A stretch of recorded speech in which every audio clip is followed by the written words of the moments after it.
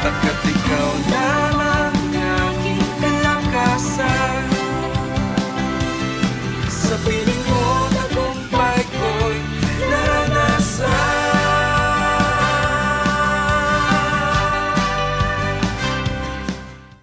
Kumusta po muli ang mga kapatid natin na walang sawang sumusubaybay sa araw-araw na pagpapala?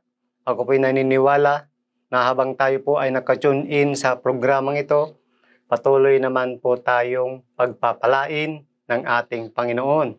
So bago po tayo magpatuloy, tayo po muna ay manalangin. Dakilang Diyos na makapangyarihan sa lahat, Panginoon, maraming salamat o Diyos sa mga biyaya namin pong natatanggap. Tunay nga po, Panginoon, ikaw ay tapat sa iyong pangako. Lord, na pag ito ay yung pinangako, Panginoon, ito ay yung gagawin. Salamat, Panginoon, na sa aming pagpapatuloy sa pag-share ng Word of God, kami po'y naniniwala na marami pong pinagpapala sa pamagitan po ng iyong programang araw-araw na pagpapala sa pangalan ni Jesus. Amen. So, ito po, tayo po'y magpatuloy na sa ating programang ito. Alam niyo po ba na one time, mayroon po tayong kapatiran na nasa liblib na lugar. Yan, nakakabless po siya dahil kahit doon po sa mahina pong signal, pagkagising na po ng umaga, 5:30 lamang po ng umaga, pagbukas po ng kanyang cellphone, hinahanap niya po kaagad yung programang araw-araw na pagpapala. Kaya nakalawak na po pala ang gawain ng Panginoon kahit mahinang signal, gumagawa sila ng paraan para sila po ay makapakinig, makapanood ng araw-araw na pagpapala. Kaya marami pong nabibless sa programang ito. Ganon din po yung mga kapatiran po natin sa probinsya na habang sila po ay nagtatanim na kanilang pananim sa sibuyas, habang sila po ay nagtatanim, nanonood po sila ng araw-araw na pagpapala. Salamat sa mga kaibigan at kapatiran natin sa probinsya. So, malapit na pong harvest ng sibuyas. Itong March, harvest na po sila ng kanilang pananim. Kaya ako'y minsan tumawag na po yung aking hipag na sabi niya, pag aktual na po ng anihan ng kanilang pananim, kami daw po ay imbitahan para ma-experience namin yung pag-harvest ng sibuyas. Yan. So tayo po ay magpapatuloy na dahil ang ating pong topic sa umaga pong ito, sa oras na ito, anumang araw, anumang oras na kayo po ay nakatune in sa programang ito, ang ating pong pag-uusapan, ito po yung tinatawag na amazing love. Yan. Ang ibig sabihin po ng amazing love, ito po yung pagmamahal, kahangahangang pagmamahal ng Panginoon sa atin. Pag sinabi po nating amazing love, parang kilala na po natin kaagad yung generic dito sa Biblia, sa John 3:16, di po ba? Nang sabi doon, for God so loved the world, that He gives the only begotten Son, that so whoever believe in Him shall not perish, but have everlasting life. Yan. Yan po yung amazing love ng Panginoon, yung pagmamahal niya sa atin. So, ano bang ibig sabihin ng love of God? Ang ibig sabihin ng love of God, ito po yung pangkalahatan. Universal po. Lahat po tayo ay mahal ng ating Panginoon. Kahit gaano daw po tayo karumi, gaano tayo kadungis. Pag tayo po ay lumalapit sa Panginoon, hindi po tayo nababawasan ng value bilang anak ng Diyos. Pangalawa, sabi po dito, yung pagmamahal ng Panginoon, mayroon po tayong makukuha dito na 4. Una, yung pagmamahal ng Panginoon. Dahil sa pagmamahal ng Diyos sa atin, siya po ay ayaw niya na bawat isa man sa atin ay merong mapahamak. Kaya gayon na lamang daw po yung pag-ibig niya sa atin. Pangalawa po dito yung give. Yan. Ano ba yung binigay ng Diyos sa atin? Nabigay siya ng binigyan yung kanyang bugtong na anak. Walang iba si Jesus Christ. Ano ba yung purpose? Bakit siya po ay nagkatawang tao? Para tayo po ay tubusin sa lahat ng ating mga kasalanan. Dahil sabi nga sa Romans 3:23, lahat po tayo ay nagkasala at wala ni isa man matuwid sa atin. Kaya yun po yung number 1 na mission ni Lord sa atin, para tayo po ay tubusin sa lahat ng ating mga kasalanan. At sabi nga, ano naman daw po ang pwede nating ibigay sa Panginoon bilang pinawalang sala bilang kiniklaim natin na anak po tayo ni Lord. Ano naman po ang pwede nating ibigay, di po ba? Minsan ang gusto lamang po ni Lord na ibigay natin sa Kanya yung quality time. Yan, na pag tayo po ay nagtagumpay, ay magbigay naman daw po tayo ng pasasalamat. Isa nga pong napakagandang halimbawa na pag meron daw po, halimbawa may utang po kayong, may utang po kayong 5,000. Yan, sino po dito nakautang ng 5,000 o kaya 50,000. At pag sinabi po yung nakautangan mo, na pag ito ay babayaran mo na at sinabi po niya na wala ka ng utang, brother, bayad ka na. So ano yung pakiramdam mo na pag sinabi na yung nakautangan mo ikaw ay bayad na? Ganun din po ang Panginoon. Binayaran na po tayo ng Panginoon, hindi sa malaking halaga. Kaya tayo po ay binayaran ng Panginoon, siya po ay pangalawa, binayaran na po ng Panginoon lahat ng ating mga kasalanan. Amen po ba? At ang pangatlo, ito po yung sacrifice. Si Lord mismo nagbigay ng sacrifice sa bawat isa sa atin. Kaya tayo minsan din po, halimbawa, pag ine-invite po tayo, minsan, sige po, pupunta ako pag may time. Di po ba? Ang ibig sabihin ng sacrifice, binibigyan po tayo ng Diyos ng quality time. Hindi po nagsayang ng panahon nung siya po ay nagkatawang tao dito sa mundo natin. Di po ba?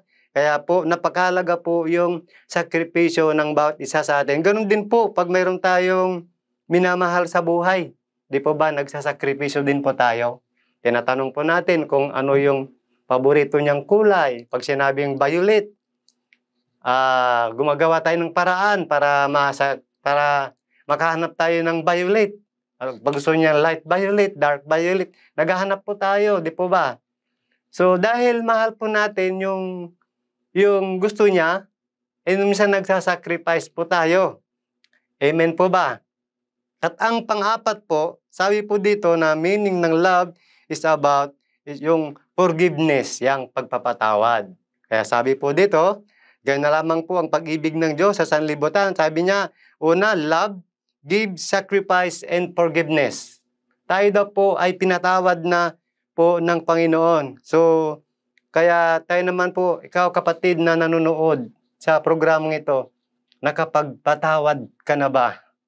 Kaya nga sabi nga ng Panginoon sa Mark 11:24 hanggang 25, sabi doon, na pag ikaw ay manalangin, sumampalataya ka na matatanggap mo ang iyong hinihiling at ito ay ibibigay niya sa iyo. Kaya lang mayroon siyang isang condition doon.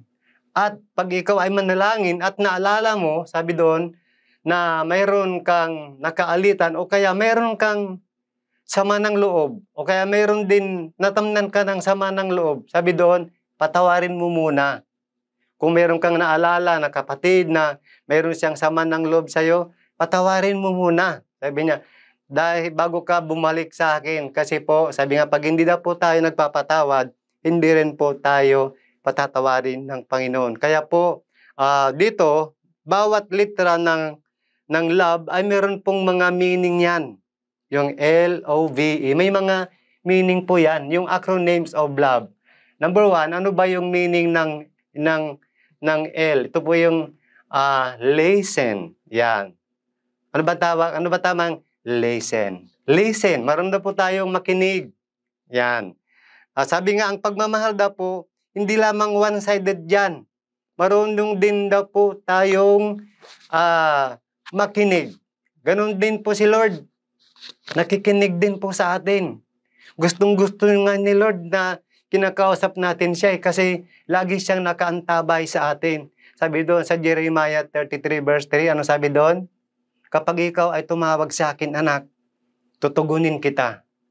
At ituturo ko pa sa iyo ang mga bagay-bagay na iyong nalalaman. Kapag sinabi, pinababa ko doon sa Jeremiah 29:12-13, if you search me with all your heart, you will find me. And if you call unto me, sabi ng Panginoon, here I am. Kaya sabi nga, ang Diyos ay nandito lamang po sa ating paligid. Laging nag-aabang, laging nag-aantay kung ano yung ating hihingiin sa Kanya. Amen po ba? Yun yung letter L. Kailangan marunong din daw po tayong makinig. Amen? Hindi pwede yung mahal mo isang bagay at ikaw lang yung pinapakinggan. Kailangan marunong ka din daw makinig. At ang pangalawa, yung letter O. Ano ba yung sabihin ng O? Yan. Obedience. Yan. Obey and overlook. Pag sinabi po ng obey, bakit ka sumusunod?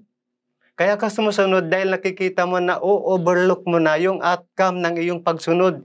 Para nakikita mo na, abot kamay mo na yung tagumpay habang ikaw ay sumusunod sa Panginoon. Amen. Sabi po doon sa, bakit po tayo sumusunod? Sabi po doon sa John 15:7, if you abide in me, in my word, abide in you, you ask whatever you want, and it shall be done. Kapag daw po ang salita ng Diyos ay nananatili sa atin, at tayo po ay nananatili sa Kanya, hingin daw po natin ang lahat ng ating maibigan, at ito po ay pagkakaloob sa atin ng Panginoon. At ano ang susi? Tayo po ay sumunod at nakikita na po natin, nararamdaman na po natin yung mga pagpapala. Parang ang gaang lang. Parang yung mga blessings ng Panginoon, pag tayo po ay nananatili at sumusunod sa presensya ng Panginoon, parang ang gaang yung pakiramdam mo. Yung pagpapala, yung abot kamay mo, parang abot kamay mo, di po ba? So, yun po, yung letter O. Yung pangatlo po, yung letter V. Yung V pa lang, as in victory. Tagumpay na tagumpay. Amen po ba? Yung ang ibig sabihin ng letter V, ito po yung value. Bawat ginagawa daw po natin ay hindi, sabi nga, hindi po nawawala ng kabuluhan sa Panginoon.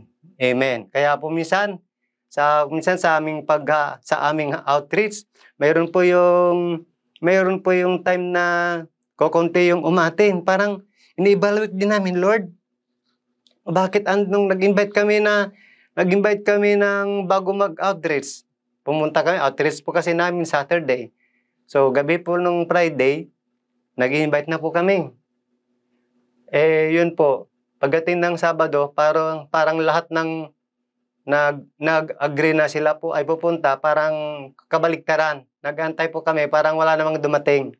Pinunta mo ng Biyernes, nag-okay sila. Pagdating ng Sabado, wala naman kayo minsan.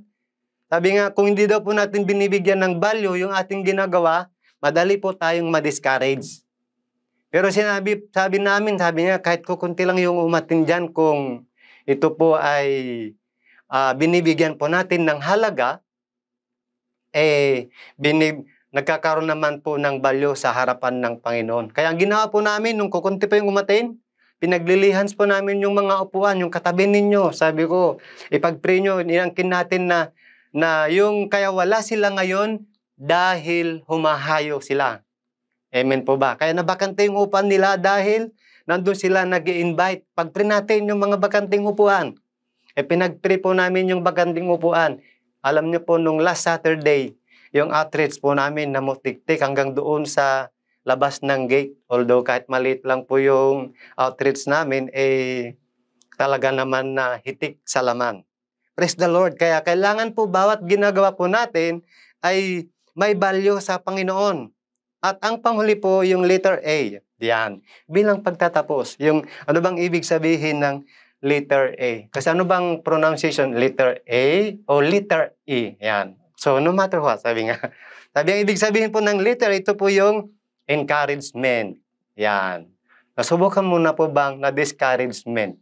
Ano bang ibig sabihin ng encouragement? Paano ba tayo makapag-encourage sa iba? Kaya ibig sabihin po dito, ang ibig sabihin daw po ng encouragement, kailangan daw po ikaw ay good influence. Tsaka pangalawa, huwag daw po nating hanapan ng pagkakamali ng isang tao. Kasi po, pag once po na hinahanapan po natin ng pagkakamali ng isang tao, madali po silang ma-discourage. Amen po ba? Kaya tayo po ay pumunta bilang isang leader, sabi nga, meron kang balikat na masasandalan. Approachable ka dapat. Madali kang kausap. Amen po ba? At habang sila ay kinakausap mo, nag-i-enjoy sila. Hindi lamang sila na-i-enjoy, nabibless pa sila. Amen. Meron nga po isang kwento ng isang mag-asawa, sabi nga, sila po ay magsasaka. Maabot na po sila hanggang alas 12 ng tanghali sa bukid. Sabi ng kanyang asawa, sabi ng lalaki, Love, nang habang sila po ay malayo, magkalayo po sila, nagagapas sila. Ganda ng ani nila, gano'n silang ganun. Love, uwi na tayo, tanghali na. Hindi umimik yung asawa niya. Sabi niya, bingi yata yung asawa ko Nilapitan niya. Love, uwi na tayo. So, sige pa rin ng gapas ng asawa niya. Nagagapas pa rin. Pangatlo po, nilapitan niya. Binulungan niya. Sabi niya, Love, uwi na tayo. Tanghali na, nagugutom na ako. So, ano po ang sagot ng misis niya? Alam mo, 3 beses na rin kitang sinagot. Hindi mo lang ako naririnig. So, doon niya nalaman na yung kanyang asawa ay meron pala siyang pagkabingi. Amen po ba? Kaya minsan madalas ganun tayo Na minsan nakikita po natin yung pagkakamali ng iba, pero yung pagkakamali natin, hindi natin napapansin. Minsan nakikita po natin yung diferensya ng iba, hindi natin nakikita yung diferensya natin. Amen po ba? Kaya po, bilang isang mananampalataya, para daw po tayo ay makapag-encouragement, be a good influence, at huwag hahanapin po ang pagkakamali ng iba. Amen. Alam ko po na sa maikling programang ito, marami po tayong natutunan. So tayo po ay manalangin. Thank you, Lord. Hallelujah. Dakilang Diyos na makapangyarihan sa lahat.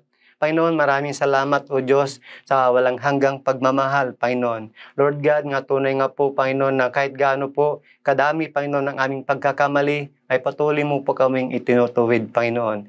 Tunay nga o Diyos ng bawat isa na nakikinig, nanonood sa programang ito, Panginoon, patuloy mo po silang pinagpapala. We pray, O God, na may apply, Lord, ang iyong pagmamahal na sabi nga, kailangan magkaroon daw po kami ng oras, quality time sa inyo, Panginoon, at higit sa lahat, magkaroon din po kami ng sakripisyo upang